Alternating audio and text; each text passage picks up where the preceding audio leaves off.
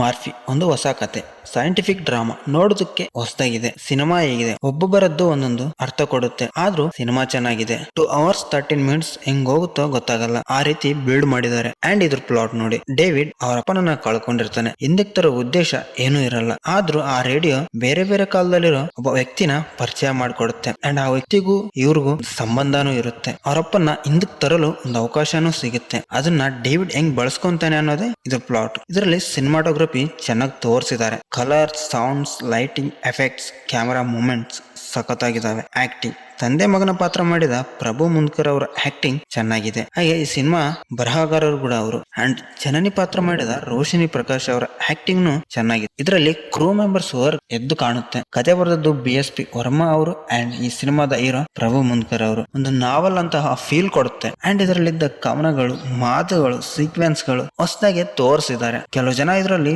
Fights ಇಲ್ಲ, mass dialogues ಇಲ್ಲ ಅಂತಾರೆ. ಆದ್ರೆ ಈ ತರದ ಒಂದು ಡ್ರಾಮಾ ಬರೆಯೋದಕ್ಕೆ ಅದರದ್ದೇ ಆದ ಹಿಂದೆ ಒಂದು ಶ್ರಮ ಇರುತ್ತೆ. ನೀವು ನೋಡ್ತಾ ಇಲ್ಲಿವರೆಗೂ ಬಂದಿದ್ದೀರಾ ಅಂದ್ರೆ ನಿಮ್ಗೆ ನನ್ನ ವಿಡಿಯೋ ಇಷ್ಟ ಆಗಿದೆ ಅಂತ ಅರ್ಥ. ಚಾನೆಲ್ ನ ಸಬ್ಸ್ಕ್ರೈಬ್ ಮಾಡ್ಕೊಳ್ಳಿ. ಮತ್ತೆ ಹೊಸ ಸಿನಿಮಾದೊಂದಿಗೆ ಸಿಗುತ್ತೀನಿ.